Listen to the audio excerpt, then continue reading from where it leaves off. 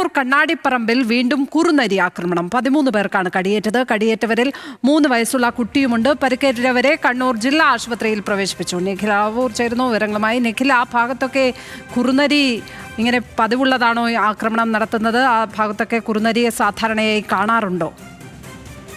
തീർച്ചയായും ലക്ഷ്യപ്പെടുന്ന ഒരാഴ്ച മുൻപാണ് ഈ കണ്ണാടിപ്പറമ്പിൽ തന്നെ 10 പേർക്ക് കുറുനരിയുടെ കടിയേറ്റത്. അന്നും നാട്ടുകാർ ഈ കുറുനരിയെ പിടികൂടിയിരുന്നു. പക്ഷേ ഇന്നിപ്പോൾ വീണ്ടും ഇന്ന് രാവിലെ കുറുനരിയുടെ ആക്രമണം ഉണ്ടായിരിക്കുകയാണ്. 13 പേരെയാണ് ഇന്ന് രാവിലെ ഇത്തരത്തിൽ കണ്ണാടിപ്പറമ്പ് മേഖലയിൽ കുറുനരി കടിച്ചിരിക്കുന്നത്. അതിൽ 3 വയസ്സുള്ള ഒരു കുട്ടി ഉൾപ്പെടെ ഉണ്ട്. പലർക്കും കടിയേറ്റിരിക്കുന്നത് വീട്ടുമുറ്റത്തൊക്കെ വെച്ചാണ്. അത് മാത്രമല്ല, മുഖത്തുൾപ്പെടെ കടിയേറ്റ ആളുകളുമുണ്ട്. അങ്ങനെ മുഖത്ത് കടിയേറ്റ 2 പേരെ ഇപ്പോൾ കണ്ണൂർ ജില്ലാ ആശുപത്രിയിൽ നിന്ന് പരിയാരം ഗവൺമെന്റ് മെഡിക്കൽ കോളേജ് ആശുപത്രിയിലേക്ക് മാറ്റിയിട്ടുണ്ട്.